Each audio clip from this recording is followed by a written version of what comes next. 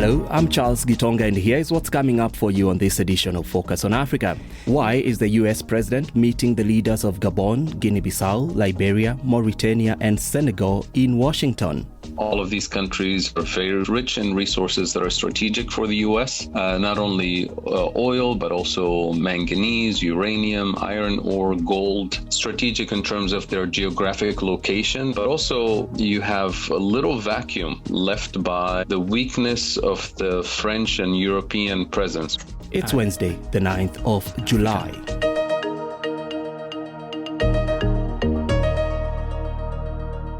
Now, US President Donald Trump is hosting leaders from 5 African countries to discuss what has been described as commercial opportunities. The 5 guest countries are Gabon, Guinea-Bissau, Liberia, Mauritania, and Senegal. Mr. Trump believes they offer incredible commercial opportunities which would benefit both the American people and the 5 nations. He says he wants to focus on trade and investment to drive mutual prosperity. The meeting comes after the US imposed a 30% tariff on South African imports and a significant visa policy change for Nigeria and Ghana, which will see citizens from those countries granted only a single entry visa to the US, valid for just 3 months. Back to the 5 countries, what exactly will they get out of this meeting and how fair will this exchange be? I spoke to Fadhel Kaboub, a Tunisian economist at Denison University in Ohio in the United States. He's also the president of the think tank Global Institute for Sustainable Prosperity. As you all know, Trump has completely disrupted all international trade relations over the last few months and is now in the process of reconstructing trade relations on terms that are supposed to be favorable to the United States. This is the America First approach. These particular countries, you have to notice that all of them are on the western coast of the African continent. All of these countries are very rich in resources, which is not unique to these countries, but rich in resources that are strategic for the U.S., not only oil, but also manganese, uranium, iron ore, gold, rare earth elements, in the case of most of these countries. So strategic in the sense that they have the resources that the United States wants, strategic in terms of their geographic location, that they're in the western part of the continent, but also strategic in the sense that you have a little vacuum left by the weakness of the French and European presence, but in particular French presence in the Sahel region, that the U.S. is interested in filling that gap, because the alternative to France and Europe not filling that gap is further dominance of the Chinese economic presence and geopolitical presence on the African continent. Picking, quote unquote, and I hate to use the term, the smaller countries, is a strategic move for Trump to get the upper hand in setting the terms of negotiating with the rest of the continent by basically providing the smallest financial crumbs to set the standard for everybody else to join or to be punished by not accepting these terms. The fact that all these countries lie on the western coast of Africa, how strategic is that, and why would America be interested in that geography? The African continent as a whole is the richest continent in terms of strategic minerals, in terms of natural resources that will be needed for the 21st century economy. And the last 20, 30 years, the US and Europe have sort of neglected that and have given so much space, economic space, for China to start to dominate access to the continent. So this is both Europe and the United States waking up to that reality.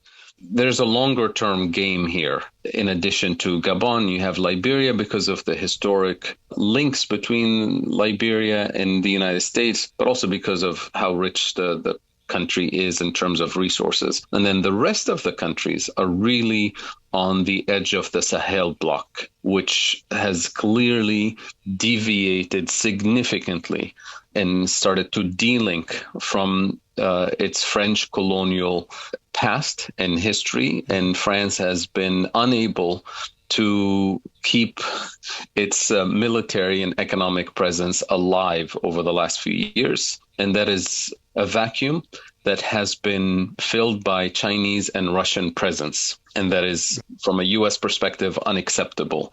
So Guinea-Bissau, Senegal, and Mauritania, sort of on the western side, engulf the rest of the Sahel bloc, which are landlocked countries, by the way.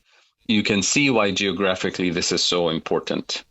Now, of course, ignoring the bigger countries like Nigeria and the rest of ECOWAS is a strategic choice, because when you start with the smaller countries, when you start by setting the terms of engagement with the U.S. economically and financially, you apply more pressure on the larger countries to accept the terms that the U.S. is putting on the table. And so the five whose leaders are getting invited to meet Trump, what are they going to get in return? For some of these presidents, there's a huge domestic boost to their name, their governance style, their political position. Because when you look at, some presidents that have already in the last year or so have met with the president of Russia, with the president of China, with the French president, and now being invited to the White House to meet with the United States president. This is a huge assertion of their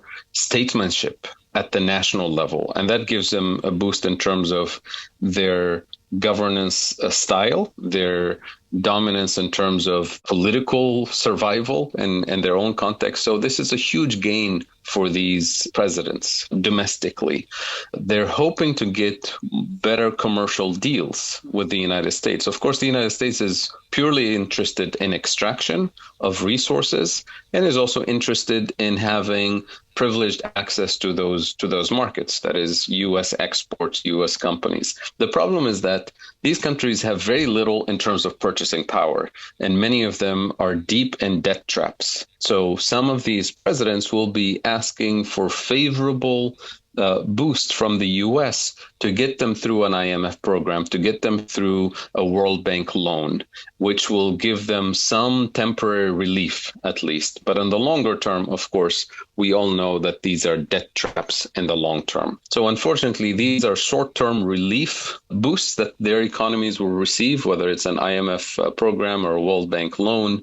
But the ultimate setting is that they're locked into the same economic positions that they've held for decades, if not centuries, which is number one, to be the place for cheap raw materials for the industrialized world. Number two, to be the consumers of industrial output from the global north. And number three, and most important, to be the place where obsolete technologies, assembly line manufacturing that is no longer needed in the industrialized world, is outsourced to them under the label of development and cooperation and job creation. But effectively, it locks them at the bottom of the global value chain, at the bottom of the hierarchy. And these three economic roles that I'm describing here that will be reproduced with these deals with the United States are the same colonial roles that were imposed on the African continent. And in the meantime, we continue to see tariffs coming from the U.S. So where do you think, as a continent, we stand? And is it a case where we will see deals being signed? Let's not forget that we, Africa, and the rest of the global south, we are the global majority, right? And the United States and the OECD countries are the global minority in terms of population. The challenge that we have as a global majority is that we're not organized to escape the colonial role that was imposed on us as the place for cheap raw materials, as the consumers of industrial output from the global north, and as the place where you outsource obsolete technologies. In other words, we don't have a vision, coherent vision for South-South cooperation, for real industrial policies, because the exports that we're selling to the U.S. are primarily raw materials, and the tariffs that are being imposed on our exports are primarily tariffs on raw materials. So from a U.S. perspective, and this is why a lot of people in the U.S. are complaining about the tariffs, this is actually hurting U.S. manufacturers, because when you're bringing raw materials and you add tariffs on those, not only you're punishing the African producers by hurting their access to the U.S. market, but you're hurting the U.S. industrialists by having them pay a higher price. So a lower tariff is actually an inflation management tool for the U.S. It's important for the rest of the world, the global majority, to start thinking about rerouting those exports of raw materials to the global majority under a coherent joint industrial policy, where you have the youngest labor force on the planet is on the African continent. All the strategic minerals needed for the high-tech industrial policies of the future, the green industrial policies of the future, we have that on the African continent. Tunisian economist Fadhel Kaboub. This is Focus on Africa from the BBC World Service. Focus on Africa was put together by Blessing Aderoba in Lagos. Alfonso Daniels, Sunita Naha, Nyasha Michelle and Yvette Twagira Maria were in London. Patricia Whitehorn and Kani Sharp were in charge, and our technical producer was Pat Seasons. Our editors are Andre Lombard and Alice Mudengi. I'm Charles Gitonga. We'll talk again next time.